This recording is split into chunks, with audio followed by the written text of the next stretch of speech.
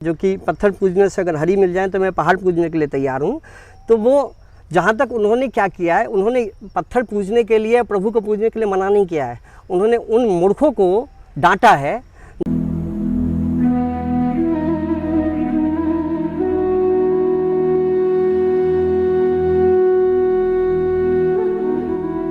राधे राधे, कैसे हैं आप सभी। मैं हूँ DK ठाकुर और आप देख रहे हैं ब्रज का एहसास।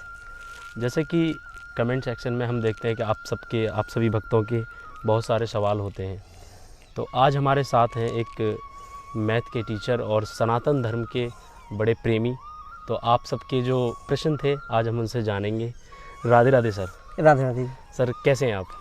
बस ठीक है, ठाकुर जी की कृपा है। पहले तो आप हमारे जो भक्त हैं, वृंदावन प्रेमी हैं, अपना उन्हें परिचय दें पहले सर आप। हाँ, मेरा नाम श्यामानंद है और मैं मैथमेटिक्स का टीचर हूँ। और शुरू से ही एक्चुअली जो हमारा बैकग्राउंड है, हमारे जो बाबा थे वो बहुत बड़े ज्योतिषाचार्य थे जी। और भागवत महापुराण के बहुत बड़े विद्वान थे, पिताश्री भी हैं। और मैं उनके जो हमारी परंपरा रही है उस परंपरा पे मैं लगातार नहीं चल पाया। खैर, हालांकि मैं मैथमेटिक्स और साइंस का स्टूडेंट रहा शुरू से, उसके बाद मैं मैथमेटिक्स का टीचर बना जी। लेकिन फिर भी थोड़ा सा ज्ञान जो है उन लोगों से प्राप्त हुआ जी। तो मुझे सनातन धर्म एक्चुअली क्या है कि आजकल जो जनरेशन है, जो आज का जनरेशन है, सनातन धर्म में जो मॉडर्न जनरेशन है, हमने देखा उन लोगों को बहुत मिसगाइड किया जाता है जी। एक्चुअली उनको सनातन धर्म के बारे में पूरी अच्छी तरह से उनको बताया नहीं जाता है जी। ठीक है। तो मैं चाहता हूँ कि कम से कम आज के जो युवा हैं जी, उनको सही तरीके से मार्गदर्शन मिले जी। और जिसके लिए हमारे वैसे बहुत से विद्वान बड़े बड़े संत हैं हमारे वृंदावन के, जो प्रवचन देते हैं जी। और मैं चाहता हूँ कि वो लोग विशेषकर जो मेरा मेन मुद्दा है वो, जैसे कि अब हम अभी डिस्कस करेंगे कि सबसे पहले जो ज़रूरी है भक्त बनने से पहले एक अच्छा मानव होना ज़रूरी है। अच्छा मानव होने के लिए आपके मन में जो है मन शुद्ध हो, पवित्र हो जी। एक चरित्र जो है, चरित्रवान व्यक्ति बनना सबसे मुख्य ज़रूरी है, सबसे पहले ज़रूरी है जिसके बारे में मैं बोलूँगा। जो आजकल जो है युवाओं के जो आइडल हो गए हैं, बहुत सारे आदर्श फिल्म स्टार हो गए हैं, क्रिकेटर हो गए, अच्छी बात है, बहुत सारे लोग हैं, बड़े बड़े लोग हैं जिनको लोग आइडल मानते हैं, जो कि हमारा ही नहीं, सनातन धर्मी हम लोगों का ही नहीं बल्कि पूरे मानव जाति के लिए जो सुपर हीरो हैं, जो आदर्श हैं, वो भगवान राम हैं, भगवान कृष्ण है। हालांकि भगवान कृष्ण ने ऐसी लीलाएं की है जो मानव हम लोगों के लिए संभव नहीं है जी। परंतु भगवान राम ने जो अपने जीवन में बहुत सारे ऐसे काम किए हैं जो उन्होंने अपने कर्मों के द्वारा हमें सिखाया है। अब हमारे आदर्श जो हमारे जो हीरो हैं, सुपर हीरो वही हैं, हमारे आइडियोलॉजी जो है वही होनी चाहिए, लेकिन हम इधर उधर भटकते जा रहे हैं। सर, मेरा पहला प्रश्न आपसे ये है कि जैसे काफ़ी लोग पूछते हैं कि पाप और पुण्य क्या है। बहुत अच्छा क्वेश्चन है। एक्चुअली क्या है कि बहुत सारी चीज़ें जो है लोग जो है अलग विभिन्न प्रकार के ग्रंथों से, बड़े बड़े विद्वान लोग अलग अलग तरीके से एक्सप्लेन करते हैं, बहुत से लोग कंफ्यूज हो जाते हैं जी। तो मैं बहुत ही सिंपल तरीके से बोलना चाहूँगा, पाप क्या है और पुण्य क्या है जी। ठीक है, एक जो इसका जो बेसिक है वो सीधे सीधे है, परोपकाराय पुण्याय पापाय परपीडनम। मतलब परोपकार करना सबसे बड़ा पुण्य है और दूसरों को पीड़ा पहुँचाना सबसे बड़ा पाप है। अच्छा, इसके तरीके हैं। अब जो है 3 तरीके से आप पुण्य कर सकते हैं, पाप कर सकते हैं जी। मनसा वाचा कर्मणा जी, मन से, वचन से और कर्म से। अगर आपने मन से किसी का अच्छा सोचा तो भी पुण्य है और किसी का बुरा सोचा तो भी पाप है। बिल्कुल। लेकिन वो थोड़ा छोटा हो गया, कम हो गया जी। उसका वाचा, वचन के द्वारा अगर हम किसी का भला या बुरा सोचते हैं, कहते हैं, वचन के द्वारा बोल करके भला या बुरा कहते हैं, तो उससे थोड़ा ज़्यादा इफेक्टिव होता है। ज़्यादा बड़ा पाप या ज़्यादा बड़ा पुण्य उसके हिसाब से होगा। और कर्मना जो सर्वश्रेष्ठ है, कर्म के द्वारा जी। मनसा वाचा कर्मणा, कर्म के द्वारा अगर हम किसी का भला करते हैं तो वो सबसे बड़ा पुण्य है। और कर्म के द्वारा हम किसी का दिल दुखाते हैं या किसी का नुकसान करते हैं कैसे न कैसे, ठीक है, दूसरों को पीड़ा पहुँचाते हैं, तो वो पाप है। सीधे सीधे पुण्य और पाप की परिभाषा सीधे सीधे यही है, मनसा वाचा कर्म, मन वचन और कर्म से आप किसी को पीड़ा ना पहुंचाएं तो वो पाप है। और उपकार करें, भले आप कर्म के द्वारा नहीं कर पाते हैं तो आप अपने वचनों के द्वारा कुछ सामने वाले को जो है प्रसन्न कर दें, खुश रखें उसको सुख पहुंचाएं। बिल्कुल। अदरवाइज आप मन से कम तो कम से कम अच्छा सोच ही सकते हैं। बिल्कुल बिल्कुल तो बिल्कुल। मन से सोचने पे मनसा वाचा कर्मणा, बस मैं ये सर कहूँगा। दूसरा सवाल मेरा ये है कि भक्ति के लिए सबसे अधिक क्या जरूरी है? हाँ, जैसा कि मैंने बताया, भक्ति के लिए जो सबसे प्रथम है कि पहले मनुष्य बन जाना। बहुत से लोग पूछेंगे कि मनुष्य तो हम ऑलरेडी हैं, पहले से जन्म से हर कोई मनुष्य नहीं होता है। जी जन्म से जैसे कि जानवर जन्म लेते हैं, ऐसे हम मनुष्य भी जन्म लेते हैं।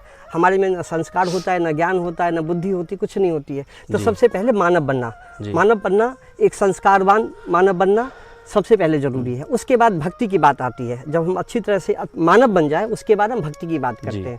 और भक्ति के लिए सबसे पहले ज़रूरी है कि हमारा मन शुद्ध हो, पवित्र हो, और हम प्रभु को समर्पित कर दें अपने आप को। जी निष्काम भाव से भक्ति होती है, निष्काम भाव से। जी। आप सौदा नहीं कर रहे हैं, आप भगवान, आजकल जो है लोग भगवान से सौदा करते हैं। भगवान मेरा ये करा दोगे तो मैं ये लड्डू चढ़ाऊंगा। हाँ, मंदिर में जब हम ठीक है, जाते हैं तो देखते हाँ, हैं तो सौदा करते हैं। ये भक्ति नहीं है। भक्ति ऐसे नहीं होती है। भक्ति होती है निष्काम भाव से। आप कामना ही नहीं हो, आपकी कामना ही नहीं हो, कामना एक ही हो, तू मुझे मिल जा, तू मुझे मिल जाए, यही सबसे बड़ी भक्ति है। ठीक है, तो भगवान को प्राप्त करना ही सबसे बड़ी भक्ति है। और मनसा वाचा, ये जो जैसा कि मैंने बताया, तन मन धन सब कुछ है तेरा, प्रभु सब कुछ है तेरा, तेरा तुझको अर्पण क्या लागे मेरा। जब सब कुछ तेरा ही है तो मुझे क्या चाहिए, मेरा क्या है, कुछ है नहीं, तू, मैं भी तेरा ही हूँ। बिल्कुल तो बिल्कुल। अपने आप को पूर्ण रूप से समर्पित कर दीजिए। जी सीधी सी बात है, ये है भक्ति। भक्ति के और भी प्रकार हैं, बहुत सारे हैं। मैं जैसा कि इतना नहीं, आप जैसे कि एक चीज़ है प्रभु पे भरोसा।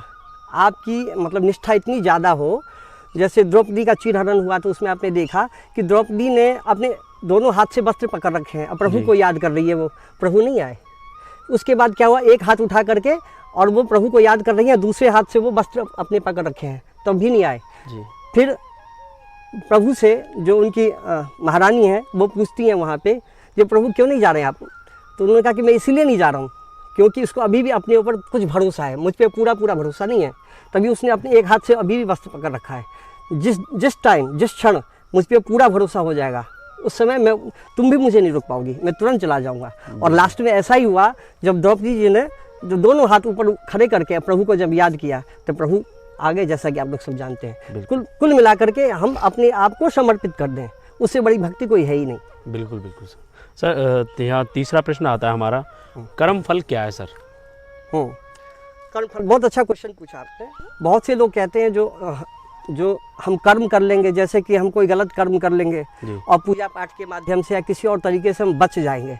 ऐसा नहीं है। कर्म अच्छा करो या बुरा, आपको फल उसका भुगतना ही पड़ेगा। यहाँ पे भगवान राम भी आए हैं, भगवान कृष्ण भी आए, स्वयं भगवान ने भी कर्म का फल भोगा है यहाँ पे। साइंस में न्यूटन का भी जो लॉ है मोशन वाला, थर्ड लॉ ऑफ मोशन, उसमें न्यूटन भी कहता है, और जैसा कि हम लोग जानते हैं, every action has equal and opposite reaction. जितनी आप जैसा एक्शन करोगे, रिएक्शन आपको मिलेगा ही मिलेगा। बिल्कुल। ठीक है। हाँ, ये है कि अगर आप कर्म, कुछ आपसे गलती हो जाती है तो कर्म फल तो आपको मिलना ही मिलना है। लेकिन अगर आप भक्ति के माध्यम से, आप प्रायश्चित के माध्यम से उन फल के प्रभाव को कम कर सकते हैं। ठीक है। अगर आप अनजाने में आपसे गलती हुई है तो आप जानबूझ के गलती कर रहे हैं और जाके गंगा में स्नान कर रहे हैं, जो मेरा पाप धुल गया, तो ऐसे नहीं धुलने वाला। क्योंकि गंगा के पुत्र भीष्म स्वयं थे, उनके भी सारे पाप नहीं धुले, उनको भी गंगा मैया ने बचा पाई। बिल्कुल। तो हम जानबूझ कर देखिए, जब कभी आप मन से पवित्र होते हैं, ठीक है, निस्वार्थ भाव से मन से पवित्र शुद्ध हैं और प्रभु को भजते हैं, आपसे गलती हो जाती है तो वो माफ़ हो जाता है। ठीक है। लेकिन आप जानबूझ के चालबाजी कर रहे हैं, आप अपने आप को बहुत साथी समझ रहे हैं, आप जानबूझ के गलती कर रहे हैं, पाप कर रहे हैं और सोच रहे हैं कि मैं चालाकी से बच जाऊंगा या फिर कैसे इधर उधर तिकड़मबाजी कर लूँगा, बच जाऊँगा। ऐसा नहीं है। क्योंकि इस धरती पे जो है, यहाँ के जज को आप खरीद लोगे, यहाँ के प्रशासन को खरीद लोगे, चालाकी दिखा लोगे, लेकिन उस जज के सामने आपकी चालाकी नहीं चलेगी। वहाँ जैसा आप करोगे आपको भुगतना ही पड़ेगा।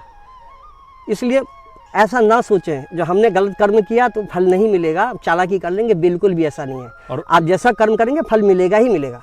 नहीं, बहुत से सर कहते हैं कि जैसे नरक में जाएंगे, उसका तो सब यहीं भोगना है सर? नहीं, उसका तो यहीं भोगना है। नहीं, उसका तो यहाँ भोगना ही भोगना है। उसके अलावा भी जो, जैसा कि हमारे सनातन धर्म में हम जैसा कि मानते हैं कि पुनर्जन्म वाली बात होती है, अगला जन्म होता है। तो ऑफ कोर्स, जैसे कि हम आज पैसे ज़्यादा कमाते हैं तो अकाउंट में जमा कर देते हैं फ्यूचर के लिए, भविष्य के लिए। जी। इसी प्रकार से पुण्य पाप अगर इस बार करेंगे आप तो वो आपके अकाउंट में जमा हो रहा है, बिल्कुल और फिर बाद में आपको उस हिसाब से भुगतना ही पड़ेगा, बिल्कुल। इससे कोई नहीं बचाए। सर चौथा प्रश्न है मेरा, जैसे कबीर सिंह जी ने एक दोहा लिखा है कि पत्थर पूजे हरी मिले तो मैं पूजूं पहाड़। इसका कुछ लोग हैं नेगेटिव अर्थ भी निकालते हैं, कुछ पॉजिटिव भी निकालते हैं, तो इसका सही मायने में आपके विचारधारा क्या है? नहीं, बहुत अच्छा है। एक्चुअली कबीर जो थे वो हिंदू और मुस्लिम दोनों जो अंधविश्वासी लोग थे उन लोगों पर प्रहार किया है जी। और जहाँ तक मैं मानता हूँ उसको नेगेटिव वे में ना लें। जैसे कि आजकल बहुत प्रसंग भी चल रहा है, आपने देखा होगा कि शिव जी पे दूध चढ़ाने वाला प्रसंग बहुत से लोग कहते हैं, वो ठीक है। वही जैसे मूवी हो गई या कुछ भी हो गया, जैसे एक पीके मूवी आई थी उसमें भी कुछ नेगेटिव दिखाया था हमारे सनातन धर्म को लेके, तो उसी हिसाब पे ये मेरे दिमाग में चल रहा था काफ़ी समय से, तो मैंने कि एक बार किसी से पूछूंगा, तो इसका सही विस्तार क्या है? नहीं, जैसा कि बिल्कुल सही कहा, इसमें शिव जी पे जल चढ़ाना, दूध चढ़ाना, या फिर कबीर ने जैसा कहा जो कि पत्थर पूजने से अगर हरी मिल जाए तो मैं पहाड़ पूजने के लिए तैयार हूँ, तो वो जहाँ तक उन्होंने क्या किया है, उन्होंने पत्थर पूजने के लिए, प्रभु को पूजने के लिए मना नहीं किया है, उन्होंने उन मूर्खों को डांटा है जो रियल में उनके सामने में जो चलते फिरते प्रभु के भक्त हैं, चलते फिरते जो उनके घर में माँ बाप जो भगवान हैं, जो और भी है उनके सामने में बड़े दुखी लोग हैं, उनकी सेवा ना करके हैं, और वो जो है भंडारे कर रहे हैं, उनकी सेवा नहीं कर रहे हैं और भंडारे कर रहे हैं, वो नियम संयम से सारे पूजा पाठ कर रहे हैं, लेकिन उनके अंदर हृदय में दया नहीं है, वो अपनी जो है अपना कर्म ठीक से नहीं कर रहे हैं। कर्म का मतलब है अपने माँ बाप की सेवा के अलावा और भी समाज में जो आपके बहुत सारे दायित्व बनते हैं जी। आप एक पिता हो तो आप पिता का दायित्व बनता है, एक पति हो तो पति का भी तो एक दायित्व बनता है, तो सभी दायित्वों का निर्वहन करना पहले वो करिए, उसके बाद बिल्कुल, हाँ, उसके बाद ये प्रभु की पूजा करना वो ठीक है। लेकिन बहुत से लोग क्या करते हैं, ये सब कुछ नहीं करते, अपने जितने भी उनके दायित्व हैं, रिस्पॉन्सिबिलिटीज़ हैं, उन सब से बच करके वो सीधे सोचते हैं कि मैं बस पूजा कर लूँगा, सारे पाप कट गए, बस रिस्पॉन्सिबिलिटी खत्म हो गई हमारी, ऐसा। इसीलिए उन्होंने ऐसे डांटा है, उन्होंने हिंदुओं को भी डांटा है, मुस्लिमों को भी डांटा है। उन्होंने कहा जो कि ये जो इसको अंधविश्वास नहीं, रूढ़िवादिता जो, हाँ, जो कुछ लोग जो है ज़बरदस्त चालाक बन जाते हैं, चालाकी में ऐसा करते हैं, उनके लिए उन्होंने कहा है। ठीक है, ऐसे शिव जी पे दूध चढ़ाना भी बहुत ज़रूरी है, और बहुत इसके पीछे साइंटिफिक रीज़न है, जैसा कि आप सब लोग जानते हैं, वो ज़रूरी है। लेकिन वही बात हो गई फिर से, आप घर में अपने माँ बाप की पूजा नहीं कर रहे हो, उनको रिस्पेक्ट नहीं दे रहे हो, उनको भोजन नहीं दे रहे हो, उसके अलावा आपके सामने बहुत सारे हैं, साक्षात प्रभु चल के थोड़ी आएंगे आपके पास, प्रभु आपको मौका देते हैं सेवा करने के लिए, देते हैं, आपको समझना होगा उसके लिए, और सेवा करने का अवसर देते हैं ना आपके सामने में, आप ऐसे मौका भुनाते नहीं हो, और आप मंदिर में चले जाते हो और दूध चढ़ाते हो, और इसीलिए उन लोगों ने भी आपको जो है जानबूझकर कैसा किया है। शिव जी पे दूध चढ़ाना साइंटिफिक है, और वो चढ़ाना चाहिए, बिल्कुल ज़रूरी है, बहुत ज़रूरी है, लेकिन उससे पहले जो और भी चीज़ें, जो चीज़ जैसा कि मैंने कहा वो ज़्यादा ज़रूरी है, वो भी ज़रूरी है। ठीक है, प्रभु को डायरेक्ट पूजना और इनडायरेक्ट में पूजना, दोनों ही पूजना जरूरी है। जिस प्रकार से आई बात समझ में, जैसे मंदिर में जाकर के शिव जी को दूध चढ़ा रहे हैं, वो डायरेक्ट पूजन है, वो तो जरूरी है, और एक चीज़ और भी जरूरी है, इनडायरेक्ट वे में जो उन्होंने हमें मौका दिया है। जो समाज में बहुत से लोग हैं, बहुत से दुखी हैं, ये हमारे घर में माता पिता हैं, भाई हैं, हमारे रिश्तेदार हैं, कोई तड़प रहे हैं, कोई परेशान है, अब उनको इग्नोर कर रहे हैं और हम जा रहे हैं भंडारे करा रहे हैं, उससे प्रभु खुश नहीं होते। भगवान जो है आपको डायरेक्ट और इनडायरेक्ट दोनों तरीके से मौके दिए हैं, दोनों मौक़ों को भुनाना चाहिए।